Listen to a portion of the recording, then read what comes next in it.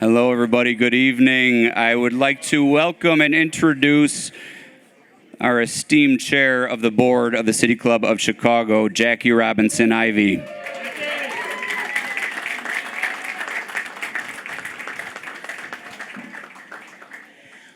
Welcome, everyone. We are so grateful that everyone is in this room, that's here is in this room tonight. How about this view? Our board has recently grown, and I don't know where they are in the room, but they're here somewhere. I'd like to acknowledge our new board members. Jenny Hung Bennett, she's not here, but you can clap for her. Chicago's own Lori Healy.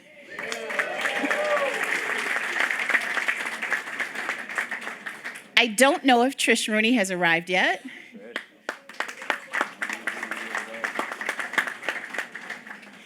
And I asked this person, are you press or are you bored tonight? And he said he's whatever he wants to be. Mr. Rufus Williams.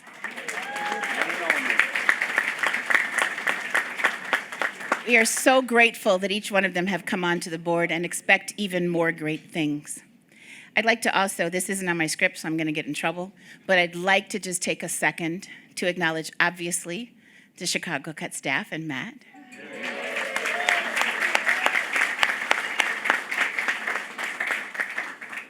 And Dan Gibbons, our CEO, and our staff.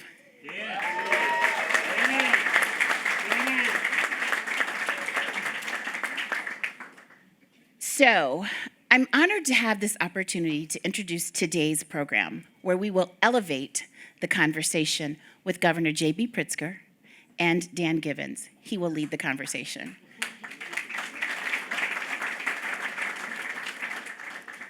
Governor Pritzker is the 43rd governor of the state of Illinois. As a beacon of leadership and progress in Illinois, Governor Pritzker has tirelessly devoted himself to the betterment of our communities, not only during his time as governor, but also for decades prior as a civic philanthropic person and a business leader. Under his leadership, Illinois has witnessed historic milestones, from the monumental Rebuild Illinois initiative to the state's handling of the COVID-19 crisis. From championing progressive policies to fostering entrepreneurship, Governor Pritzker's vision for Illinois is one of resilience, inclusivity, and prosperity.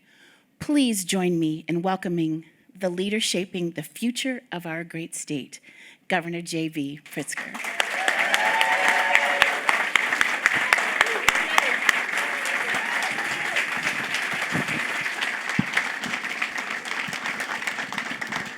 Thank you, Jackie. Thank you all for being here. Welcome to the new City Club, Governor Pritzker. And I do love your views here. We're so excited to have you here. You know how important it is to us. We've been really busy, convening the right civic leaders, the future civic leaders, identifying the next generation of leaders.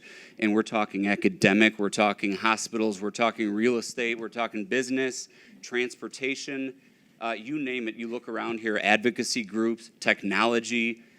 We've got the civic leadership of Chicago in this very room, and this was a curated audience for your welcome party. So these are the folks that make things happen here, and we rely on your leadership for so much of that to happen. So it means a whole lot for you to be here. We appreciate it so much. Thank you for being here. Thank you very much. Thank you. And you all should know that I really think the world of Dan and your leadership at City Club, and I've known Dan for, quite a while, I think, at this point. I am a huge fan. My wife is an even bigger fan of Dan's. She could not join us today, but apologizes for that because she mostly wanted to just see Dan. We'll have to have her back for a book signing, right? Indeed. Yeah, please. Yeah, she would love that. All right, well, enough about us. Let's talk about you. We have so many issues we could tackle, right? You touched so much of what goes on in our city, our state, and our country. I've got a few issues here. A couple of them were pre-submitted questions. So I'm going to go with the City Club flow and ask a few questions. Does that work for you? I mean, I thought you were going to do that. So, yeah. So we're going to start with economic development. And you've had you placed some big bets, right, in recent years. And, data centers, film industry, electric vehicles, they've seemingly paid off, right? And companies, big companies, are investing in Illinois. So, for instance, can you tell us how you got Rivian to Illinois? How do you pull them from Georgia? Well, let me start by saying that it wasn't about placing big bets. We have an awful lot going for us in this state already.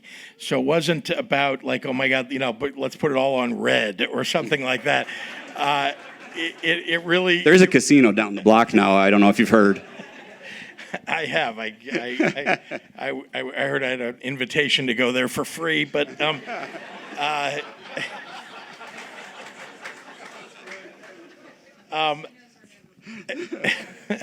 they're never free. Yeah. I mean, we have a lot about Illinois that is very attractive before you ever get to tax incentives or anything else that will promote the state. But, I want you all to know that when I came into office, remember, I had been in business before I ran for governor. And so I came into office with a goal of, well, let's attract companies to the state. Let's keep the companies that we have here. Let's work with people to figure out what it is they need and want, and then address those challenges. Can you all hear me if I hold the microphone here? And so I showed up in office, with every intention of doing that. By the way, I have not probably gone a year without some crisis hitting this state. Even the first year, which was 2019, we had a fiscal crisis that was still going on in the state, trying to balance the budget. So start with that, and we could go through every year. But I showed up here, and the first thing was the fiscal crisis, and I kept saying to people, what happened to the money? Where's the money? I'm digging holes in the backyard at the governor's mansion, trying to figure out who buried the money. It turns out there's nothing there. Just a lot of holes now. But I say that because what we didn't have was anybody promoting the state. What we didn't have was, I say anybody. I think all of us were trying to promote the state, but I'm talking about at the highest levels of government in Illinois. What we didn't have was a concerted effort to do economic development. You go to states like Wisconsin or Michigan or Tennessee or Texas, or South Carolina, the list goes on, where they have an economic development corporation that lives on, Democratic, Republican administration, it doesn't matter. There's an entity that lives on, whose job it is to attract businesses to the state and meet their needs, right? And we don't have that in Illinois, and really never have. We have a Department of Commerce, but their job is really more of a grant-making organization, or at least when I came in, that's what they were doing. And otherwise, it was more of a haphazard endeavor. So we maybe had 3 companies that would just show up in Illinois asking the governor's office or the Department of Commerce, big companies, saying like, hey, we might like to think about Illinois. And then it was an all-hands-on-deck quick, let's respond to the 3 companies. But there was no concerted, organized effort. And so that was very disappointing to me. Now, I came in, I had a lot to do in my first year, and then COVID hit. So it was very hard to just organize that and get that going in the midst of a couple of crises. But coming into 2022 and finishing that year after re-election, I really focused on how do we reorganize ourselves so we are focused on attracting businesses.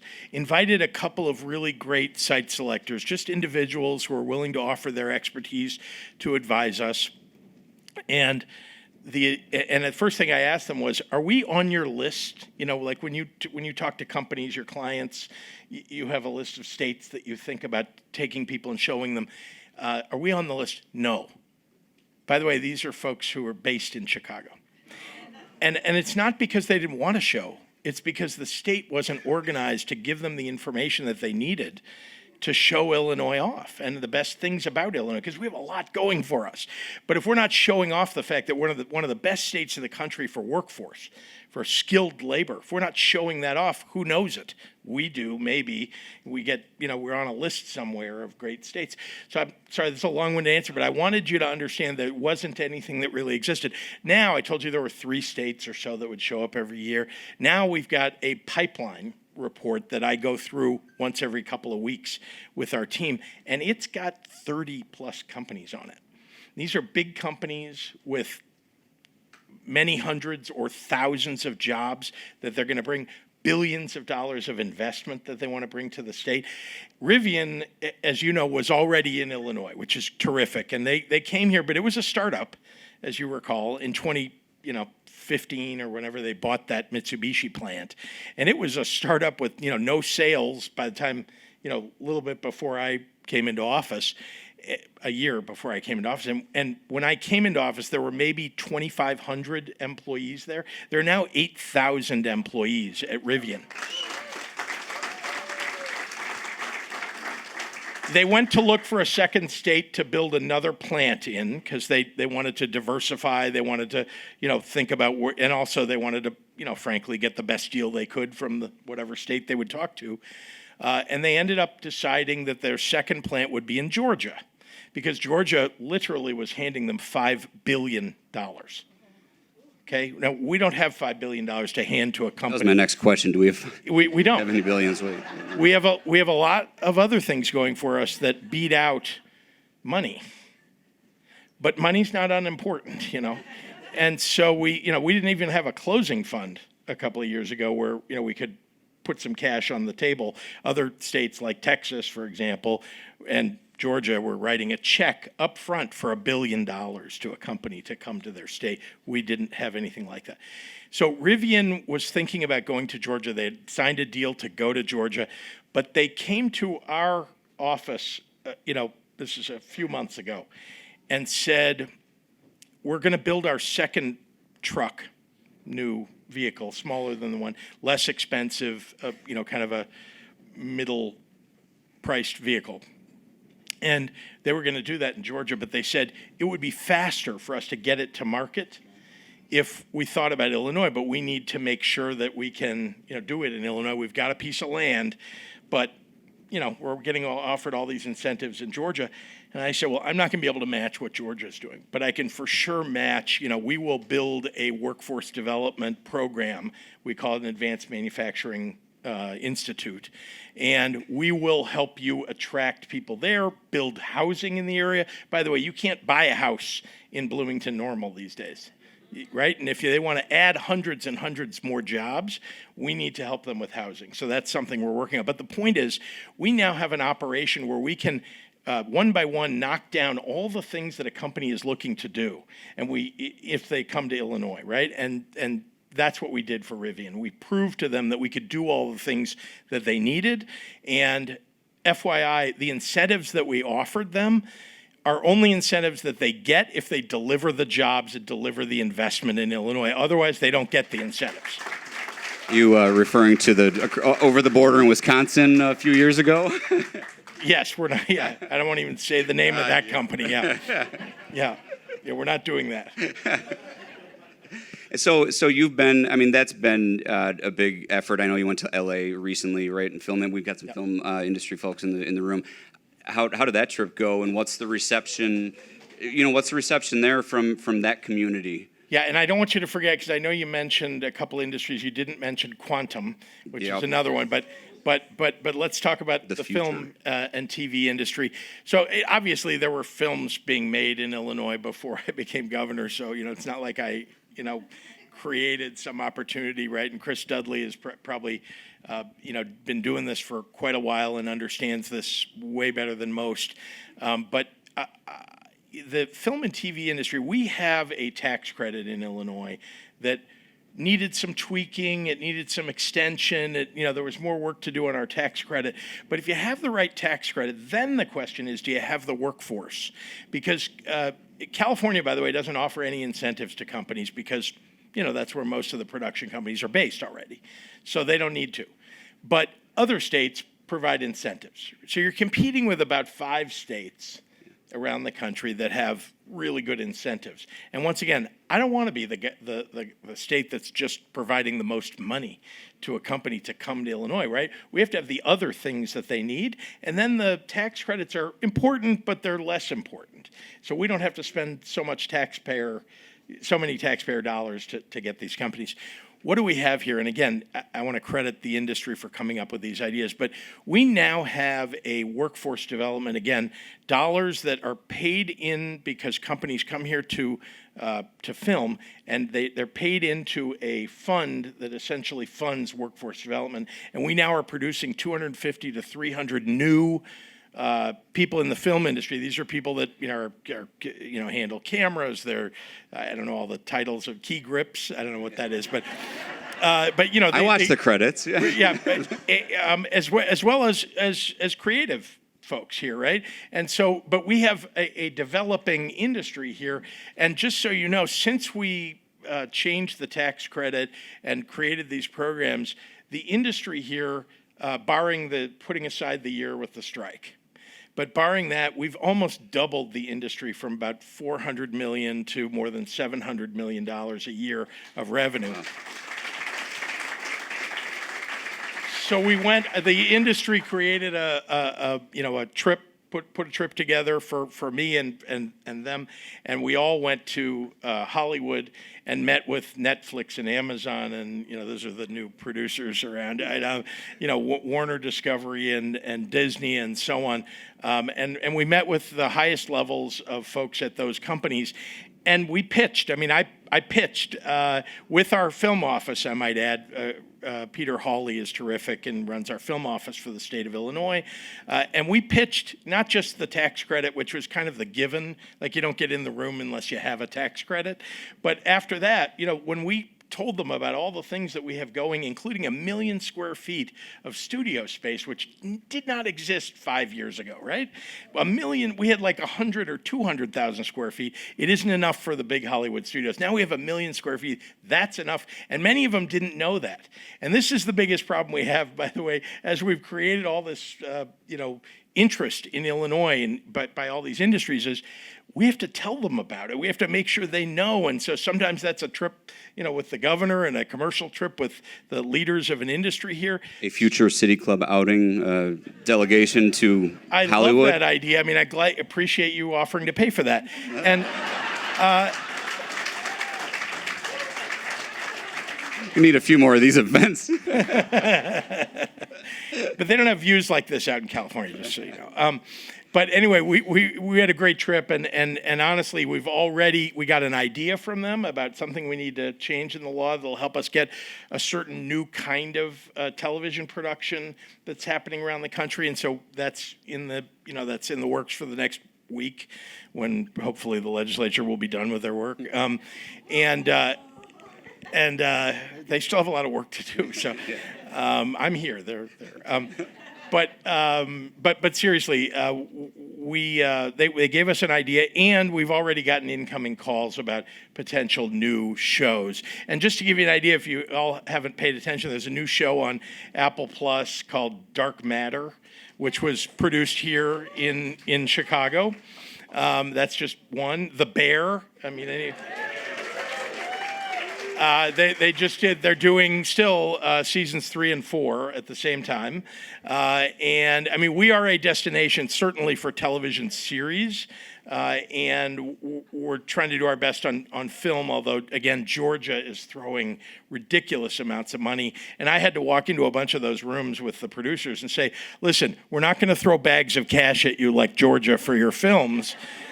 But we have a lot of things that Georgia doesn't have, like the workforce, for example. So anyway, I think we did very well on that trip. So I'll pivot a bit. What we also have, I think, is such a great transportation network. And everything from transit and public transit to, regional transit. And I see Kirk from RTA is here, and we talk so much about transit at City Club.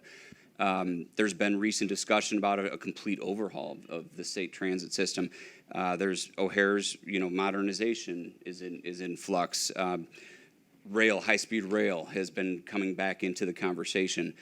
What are your priorities? Not to mention, we're right in the middle of the country, right? So that's something to offer all of these. What's your priority, transportation-wise, over the next? I just mentioned 4 or 5 possible, projects, major. What's your priority? So let me start by, do I have to say anything nice about Kirk? We are non-party. Because he might be running for governor. This is City Club. No, This is okay. City Club, Governor. You saw he's not running for governor. You heard it here, folks. Witnesses. But seriously, and Kirk and I are friends and have been for a while now. I look. First, if we hadn't passed Rebuild Illinois, we wouldn't have any money really for transit at all. And second,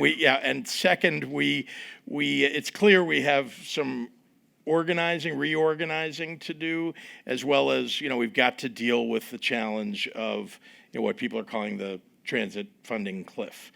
And that's something that there's a lot of discussion about. Really, there's been very little actual movement in Springfield. I don't want you to fear that. There's a lot of discussion about what that movement should be, and I don't think anybody wants to take a step forward without knowing and understanding what the plan is.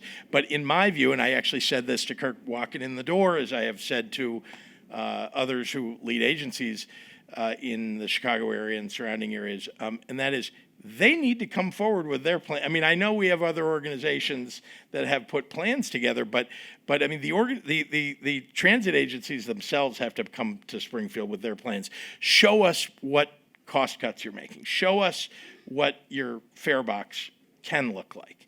And then, we need to talk about what the organizational structure should look like going forward, because it's disorganized now.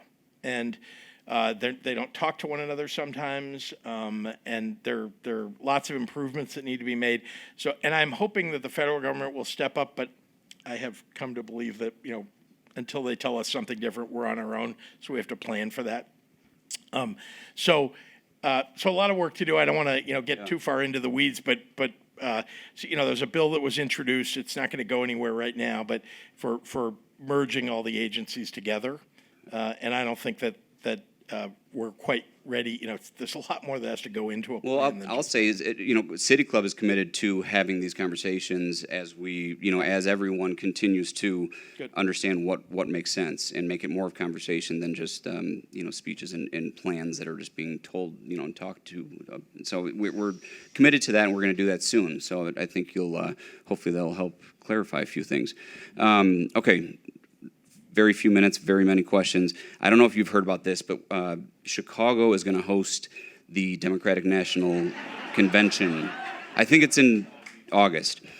There's a lot going on with that, right? There's a lot happening. There's a lot planning. What a great time to showcase this incredible city and of course, our whole state to the world, not just the country. The world's going to be watching. And there's also that balance of there's a lot of anxiety around town. We know that we can show off the best and brightest and the great things that we're doing here in Chicago, but there's a concern about the protests. I'll just say it. It's been out there, especially in the last couple of weeks. How do you see that balance happening, where we want to show off this incredible city and obviously do it the right way? Well, let me begin by saying that it's a big deal for the city of Chicago anytime to host the Democratic National Convention, and I am so thrilled.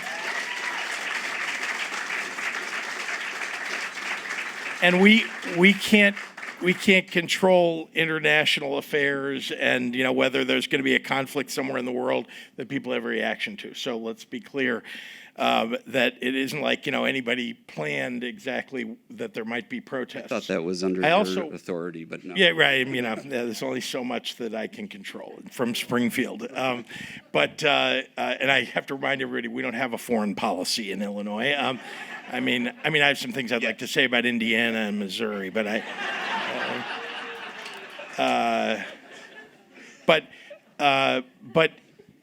this city has hosted more conventions, both Republican and Democratic, than any other city in the country, and it's because we're good at it. And I know everybody wants to look back at the one in the 60s, but the truth is that we're not living through a time like that. That is not very different than what we're having now, right? There are going to be protests, and there are protests at every convention. I have been to, I think, every single convention since I was able to vote.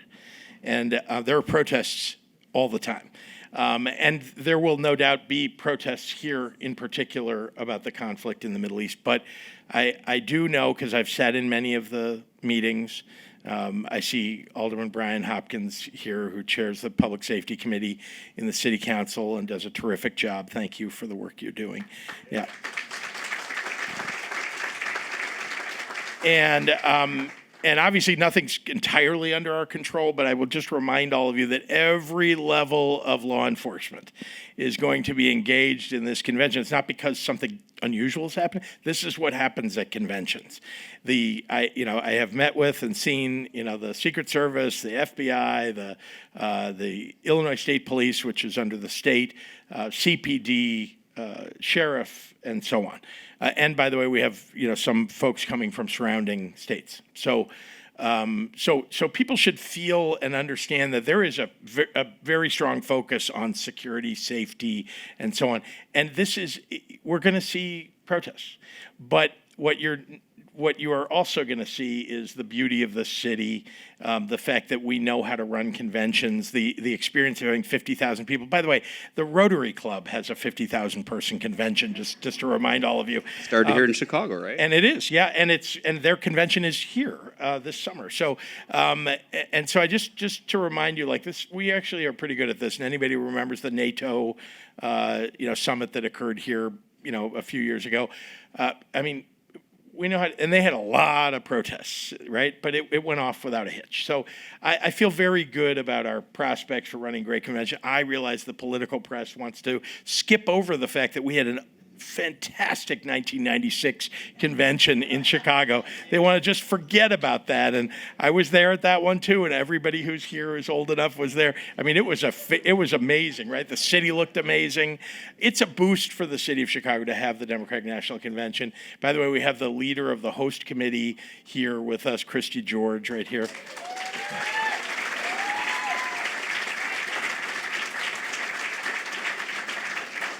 And so I feel good about it, and everybody else should too. And yes, You're going to see stories from now until then about oh my gosh, what's going to happen with the protests. Yes, there are going to be protesters, but it's also going to be an amazing convention. Good. It's good to hear that from you. I think a lot of people need to hear that more often and become part of this, as so many in this room are already and will be. Right. One last thing. Yeah. Policing. Technology, since 1968, trust me, all of that is being put to good use. So just to remind you, it's not anything like, there's no National Guard that's going to be, knocking heads here. I mean, they're around. We have National Guard, and they're under our control.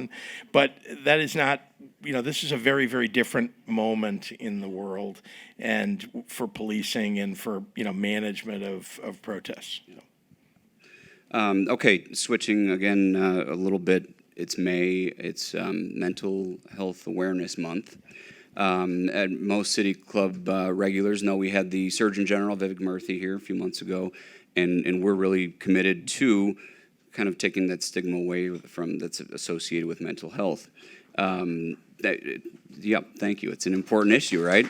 And so since and I know it's been a major part of your agenda, right, in the state, and we've heard a lot about that. But since we had the Surgeon General, I've asked everyone really that I've had this honor to interview. I've asked them how they deal with their own mental health, and I get a lot of different answers.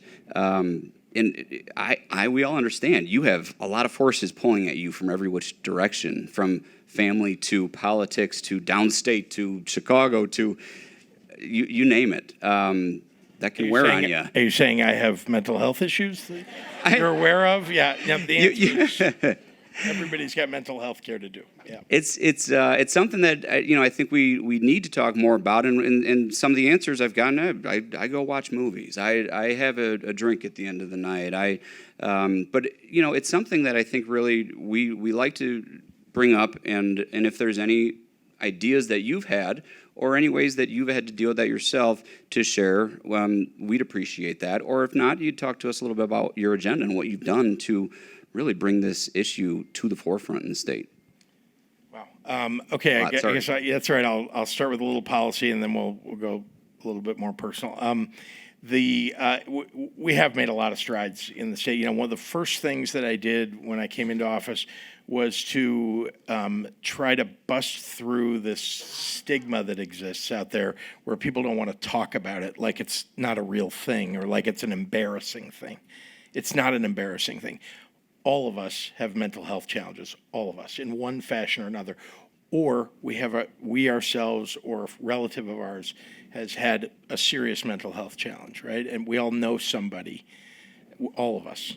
And so the idea that this should be hidden and in the shadows is ridiculous. And we're never going to really address it unless we talk about it like it's the same as physical health care, because it is.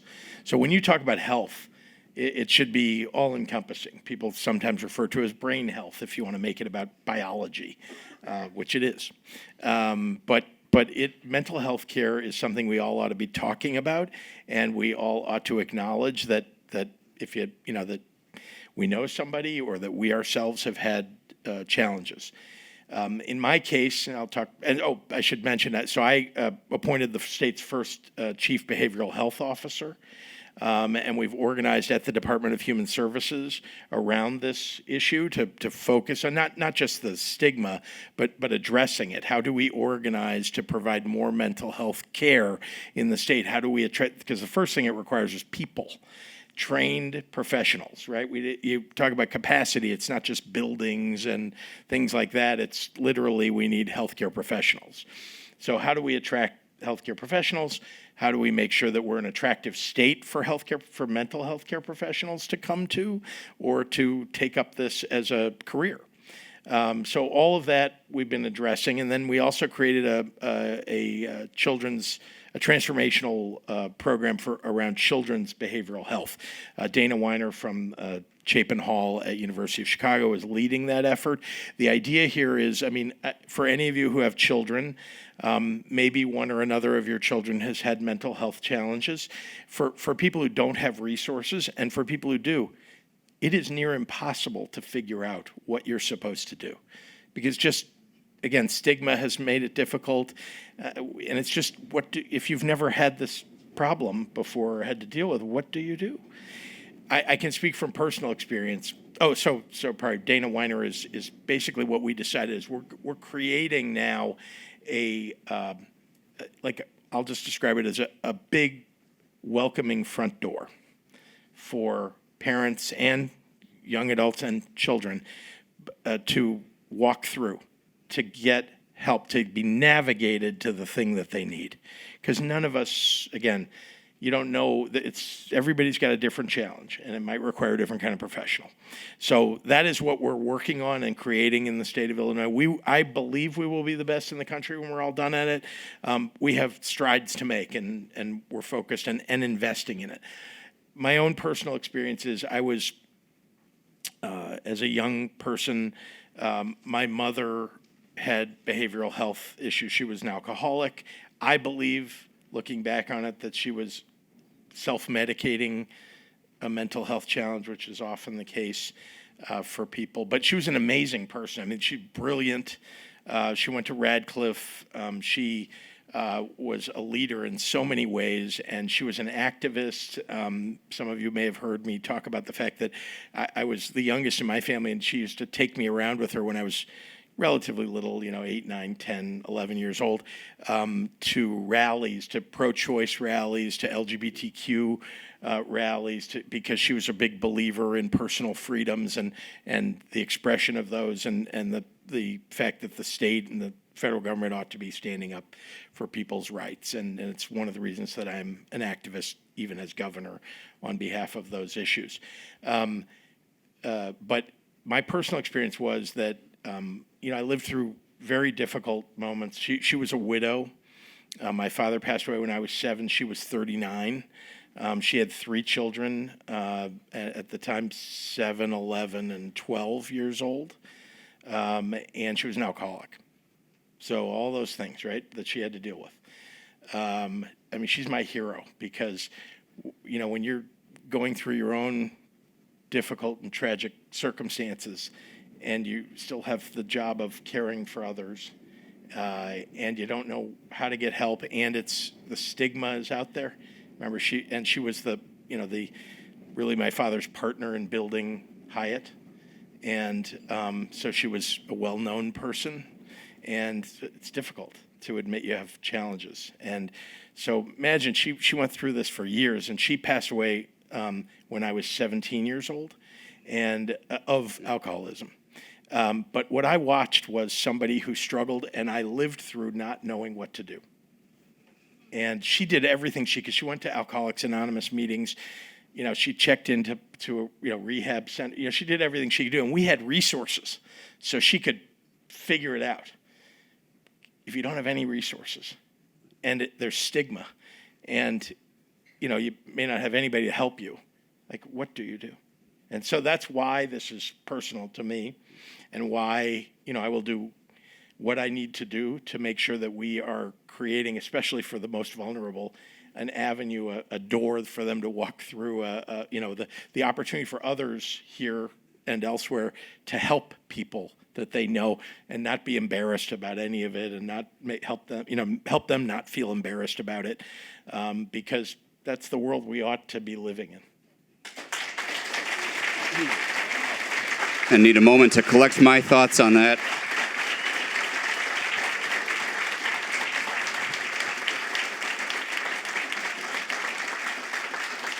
Thank you.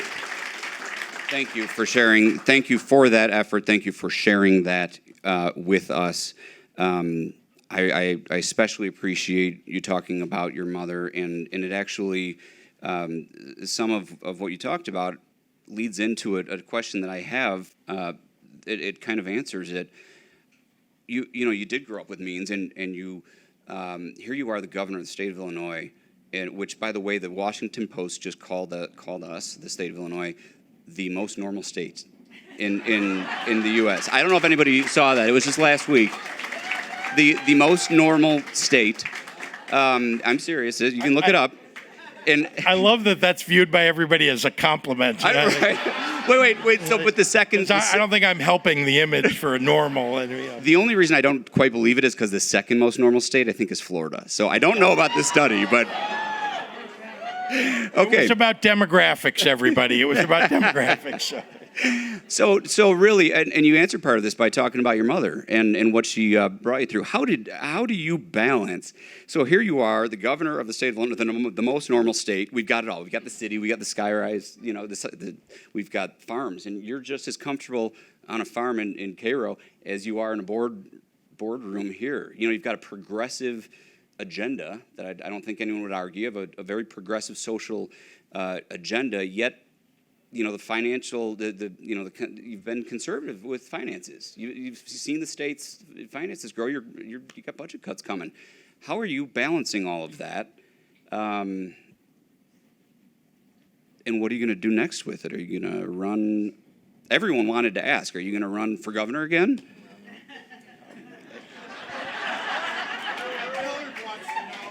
Yeah. Dillard wants to know if I'm running for re-election.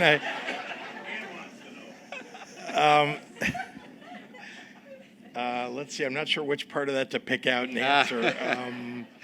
The balancing act. How about the balancing act? You got upstate, you got downstate. But I do want to. I just want to say, because you use the word progressive, and then you talked about being fiscally responsible. That is what we've been doing. That we have balanced the budget every year. I know there are people who want to complain and say that, well, they want to. I love the folks who kind of, I don't know, they don't say it, but it seems like they remember fondly the few years before I was governor, and I don't remember those years fondly. And I knew when I came into office. I mean, there were people in the business community. I was in business before I became governor, and there were people in the business community, very well-to-do, successful people, who would come up to me while I was running and say, "You don't want to be governor because you're going to have to declare bankruptcy, or do something because it's going to all, fall into an abyss." And I'm like, okay, well, that's why we should want to do something about it, And so I knew when I came into office that we had to balance the budget. We had to deal with our pension challenges in the state, that we need to address. There's a list of things that we had to do. First thing you have to do, by the way, if you want to deal with any of it, is balance the budget. Okay, so otherwise you're never going to get to all the other problems. So we need to raise our credit rating. We had the lowest credit rating in the country. We had dropped 8 credit ratings just in the 4 years prior to my becoming governor. And actually since 2010, I read we dropped something like 21 credit ratings. So had to deal with that problem. And you can go down the list. And so that was when I mentioned fiscal crisis at the beginning of this. That's what we were facing. And you can't do any of the other things. You can't do mental health care. You can't invest in education, higher or K-12 education, early childhood, which is a passion of mine. You can't do any of those things unless you balance the budget. And so that was job number one. And meanwhile, you can do progressive things, along the way, but you have to be able to afford them. And so, there are things that I did even in my first year that were progressive, but didn't cost the state a lot of money. But we had to invest. We had literally hollowed out state government. Anybody who has dealt with state government, it was bad. We would open positions everywhere in state government, weren't getting the job done. Again, had to do a lot of work. And then COVID hit a year later, so an additional challenge. But I just wanted to highlight that because being pragmatic while doing progressive things, I think is the right avenue. It's the right thing for the state. Refreshing to hear that. But you got to do both. Mm-hmm.